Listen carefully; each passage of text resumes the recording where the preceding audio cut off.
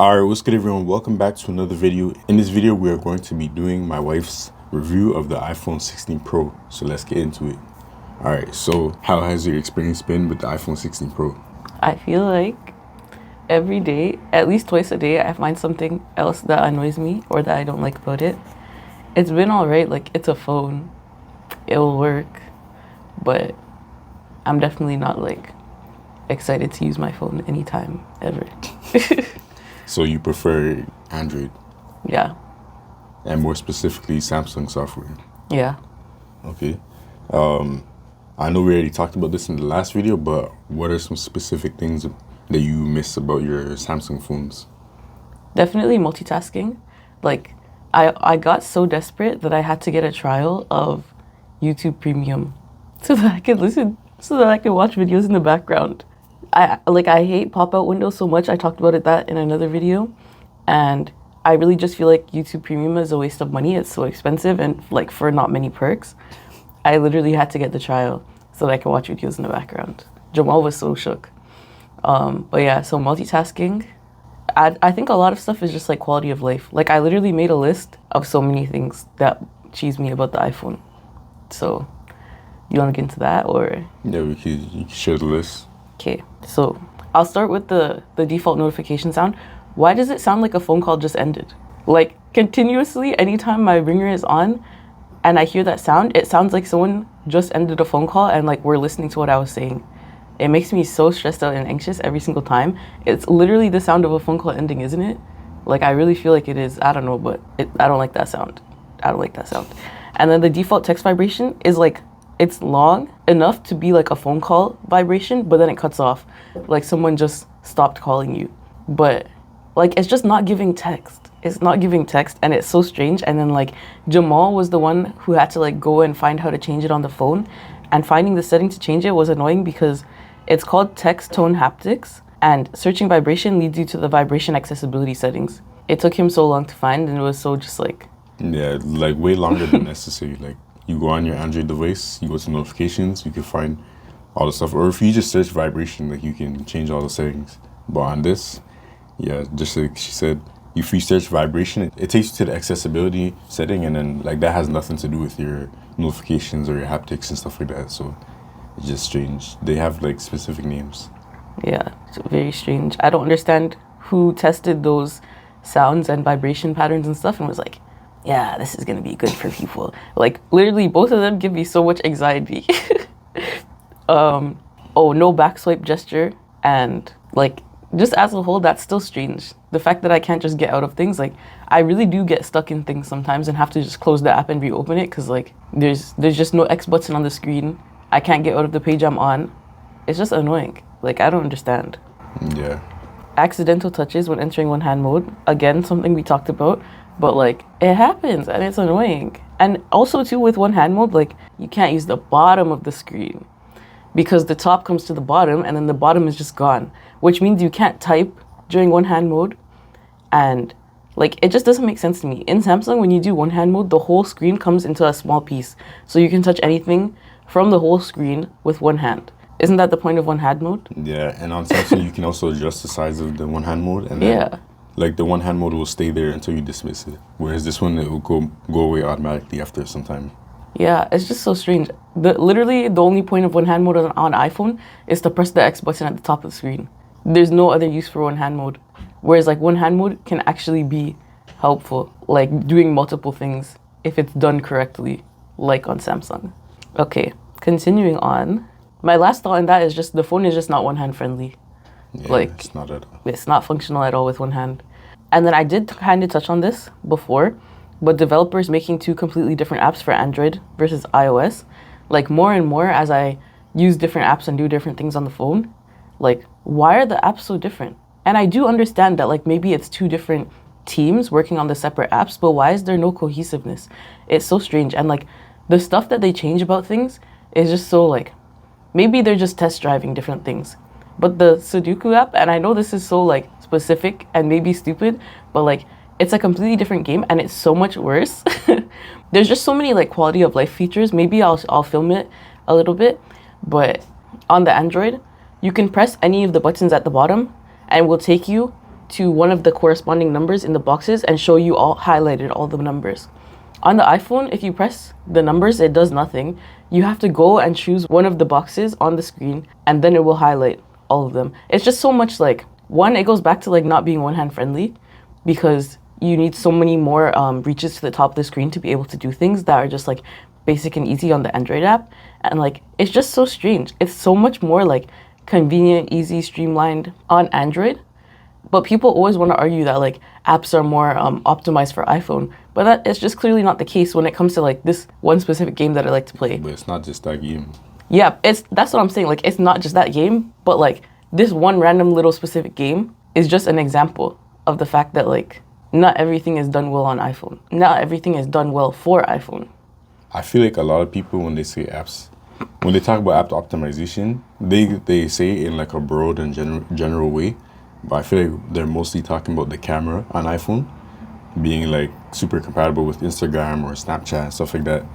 But like outside of the camera compatibility and optimization in those apps, I haven't seen the extra optimization of iPhone in apps that I use on both Android and iPhone. Like, for example, just to go into my own little experience, Instagram on Android, for a long time you can post like collages of images, like up to 4 images together on Instagram stories, whereas on iPhone you don't have that feature at all. You can only post one image at a time. If you select multiple images, it posts like 6 different stories on your Instagram story on iPhone. So the optimization, I just don't see it for like all the apps I use basically. My next gripe is when you transfer from Android to Apple, the apps are on your screen, but they're not actually downloaded, and some apps are missed entirely too and just don't transfer even though they exist on both. So like an example of that is Koho. Koho is on Android and Koho is on Apple, and I definitely had it on my other phone because that's like my main banking app, and it just didn't transfer. There are so many apps. Look, this is a whole page of apps that are just not downloaded. They transferred from my iPhone and they have this little cloud beside them, and until I press the cloud and download them, they're just on the phone, but they're not on the phone. It doesn't make sense. But so I had a whole page of that, and I'm searching the entire phone for Koho. And it's hard to search because everything is just so stupid. And I didn't set it up because I don't want to keep it. So like all of the apps are just everywhere. I didn't do anything. And yeah, it's like that. So I'm searching for Koho. I do the the downswipe. Yeah, whatever it is. Downswipe to search. And I search and it's not there. And it is there now because I had to go and download it. But like, why didn't it transfer? It should have transferred, right? It's on both operating systems. So why didn't it transfer? Okay, that's whatever. Sometimes things are missed. Sometimes things are randomly glitched and whatever.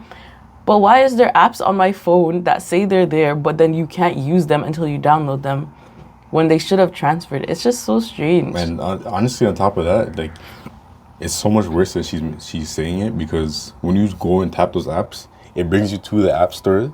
Then you have to download and like sign in or like, agree to download the app, and then it starts downloading on the home screen. So it's not even just like pressing it to start downloading it. Like, you literally have to do like 3 extra steps to download those apps. Whereas on Android, I'm pretty sure it just downloads the apps that you had on your iPhone when you transfer from iPhone to Android.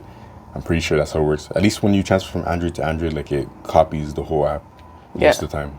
And I feel like maybe you're gonna say like, oh, you probably like paused the phone while it was in the middle of transferring, but like Disney Plus is on the first screen, and it also still has the cloud beside it because I never made it press download, and because not all of the apps were like that. Like the last page was like that, and then randomly throughout some of them were like that. But like Disney Plus starts with D. That's at the beginning. Why was YouTube downloaded and not Disney Plus?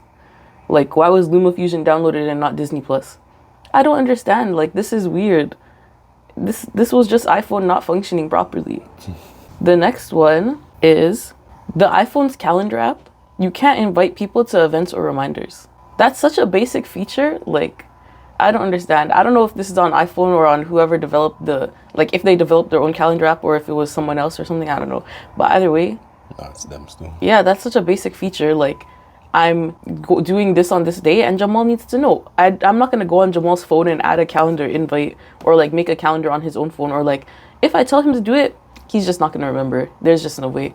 But if I can go in my calendar, put my event, and then send him an invite to it so that he will also have it on his calendar and know, okay, we're busy this day, He doesn't need to ask me. That's just so basic. Like, come on. Are you logged into your Gmail on the calendar?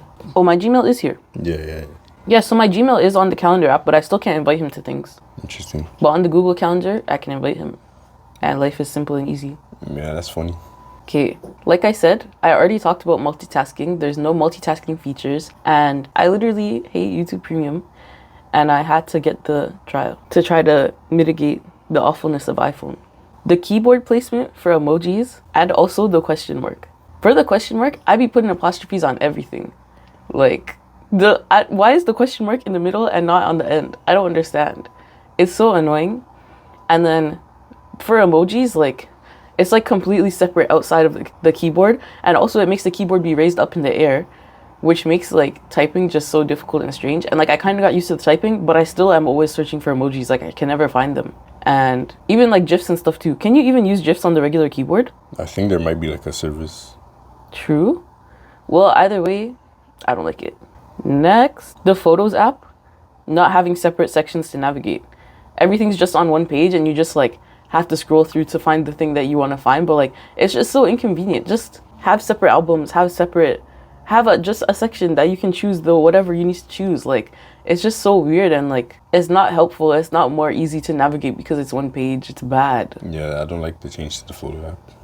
And even the fact that it's like, the photo stuff is like the opposite direction from Android. Like, you're just trying to be different on purpose. It's weird. Like, you're not unique. You're just annoying. And then the notifications. I think like notification shade or center and then control center. Yes. Why are they two separate things? That's so annoying. Like having to pull from two separate parts to get the two different things. And like, what if you want both things at once? You have to just do them two separate times. It's just annoying. The fact that you have to pull down from touching the very top of the screen. I can't reach the top of the screen.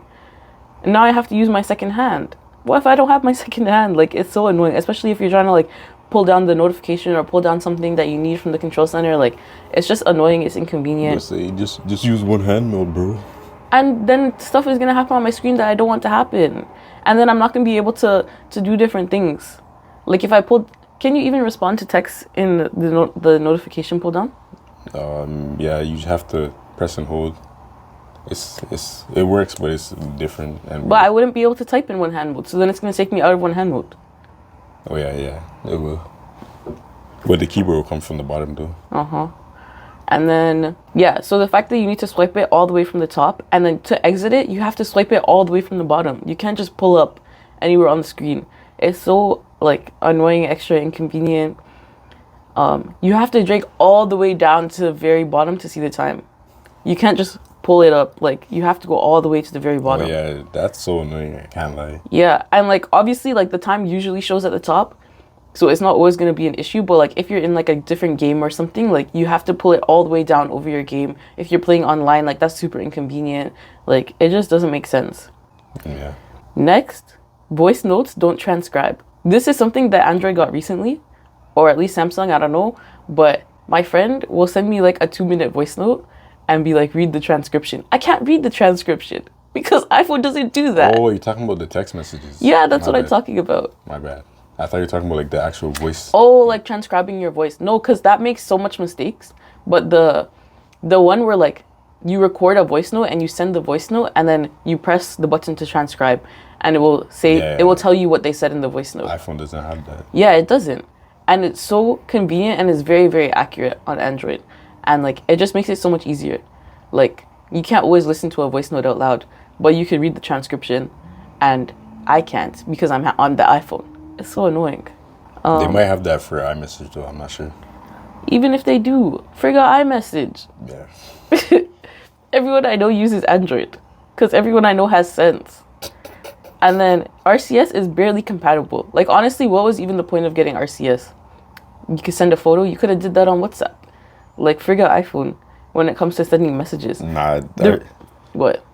RCS is worth it. No, it's not. The reactions don't work. When you are on the iPhone and you react to a message, it just sends them a message saying, loved a message. It doesn't even tell you what message they're reacting to. And then if you have Android and you're reacting to a message, it also does that stuff. So I don't know when my friend is liking which message or doing this face to that message or whatever. I don't know what's going on because you also can't reply to messages. That's like one of the most basic features. Those are two of the most basic features when it comes to RCS, is reacting and replying. Yeah. And you can't do either of those things with Android. Yeah, it's pretty bad, but like I'll take the read receipts and photos and videos over not having them. Like, I don't know, man. But the thing is, there's another caveat too, because yeah, the iPhones have RCS now, but a lot of people haven't turned it on. So like my brother, like I was excited for RCS because he always sends me photos and stuff, and it's like, oh, send it to me on Instagram because, you know, I have Android, he has iPhone. But now that RCS is out, he hasn't turned on RCS, and I even told him like 2 times. I showed him a tutorial how to turn it on. He hasn't turned it on. So RCS is out, but like 99% of the iPhone people that I know haven't turned it on. So even that. Yeah, and then like it just becomes annoying too. Like when I first got the iPhone, it just wasn't working. Like my mom was sending me messages from her Android phone, and it just was not getting received. And like she doesn't have it set to like send a text if it's not being sent on RCS. So then she's thinking she's messaging me and they're going through and it's just not going through. And it was so like frustrating. And a lot of people have their phone set like that too. But like it's just so annoying. Yeah. And then the very last thing is just like a random glitch that happened, I guess. So basically I made this note with all the things that I hate about iPhone, and Jamal made a shortcut in the control center right here, 16 Pro review. Yeah, so he made that shortcut and it was there. He showed me it was there. Then I look at my phone 2 hours later and suddenly it's a shortcut to shortcuts. Like, that's not what he put there. And I don't understand how that happened. And he was confused too. But like, the shortcut changed itself from the note. And the thing is too, I had used the shortcut, so I know what it was for. Like, I pressed it, it took me to this note, I wrote stuff about the iPhone. And then 2 hours later, when I went to do it again, suddenly it's taking me to the shortcuts menu to make other shortcuts. I was so confused, like, why did that happen? So random. So, yeah, I'm kind of tired of iPhones though. Well, with all that being said, are there any things that you actually like about the iPhone? I like the color. I like that the case is MagSafe. But then actually lots of times I would forget the MagSafe mount like holding ring thingy. Yeah. I would forget it on the back and then I would try to put it on my wireless charger. Because my wireless charger is a stand, like it's like this. So it doesn't look like there's an issue. It just looks like the phone is like this. And I can't see because it's facing like this. So it looks fine. But then the red light would be flashing telling me it can't charge. And then I would be like, Jamal, my phone won't charge. Like, what's wrong? And then he'll come and he'll investigate. Then he'll lift the phone and see it. And like, I just look stupid. And I am stupid. Like, that's my fault. That's my problem. But that was another thing that annoyed me. But that was my fault. Yeah. But it was funny. But yeah. So you like the MagSafe case? Yeah, I like the MagSafe case, but I don't like that I would forget to take the thing off. What about the phone built-in MagSafe? Yeah, I never used that still. I only use phone with case, except for the Z Fold 6. So you like the color and the MagSafe case. There's nothing else you like about iPhone? What else is there to like? There's nothing else that makes it different from Android that makes it better. Not even the camera? Honestly, I didn't use the camera. Oh, the only thing I used the camera for was translation. And it's so bad, bro. I'm standing there for like 5 minutes trying to get the lighting right to like make it translate stuff, and it's just not working. On Android, it's just like, it literally takes 2 seconds. It just works. It literally just works. On iPhone, I was struggling forever. Yeah, that pissed me off too. Still, I should have wrote about that. Yeah. So there's nothing really that you liked about iPhone. Would you, after using it, would you recommend iPhone for any kind of person or any specific kind of person? Maybe if they used iPhone before, sure. That's it. Yeah, I don't know. Maybe I need to go out and use the camera before I steal an Android from Jamal. But like, even if the camera was super amazing, immaculate, exactly like holding a physical camera in your hand, like even if that's the case, that does not make it a better phone by any means. That does not give me any single reason to use it. Like, I like taking photos, but like I've said before, everything is going to be degraded once you put it on social media. Like, there's no reason to have an amazing quality image looking perfect for anything. Am I going to blow it up and put it on my wall? No. That would be the only reason for having like the best image possible. Yeah. Well, I guess that's your iPhone 16 Pro review. And it looks like she is never coming back to iPhone unless they get some core features like, you know, universal back gesture or split screen and stuff like that. maybe she'll come back in the future, but They would need both of those things and also maybe to be folding, to be honest. So yeah, a folding iPhone would be crazy because of the power specifically. But anyways, that's it. Let us know in the comments below your thoughts on her review of the iPhone and also what other phones you would like to see my wife Gabriella try. And yeah, until the next video, we're out. Peace.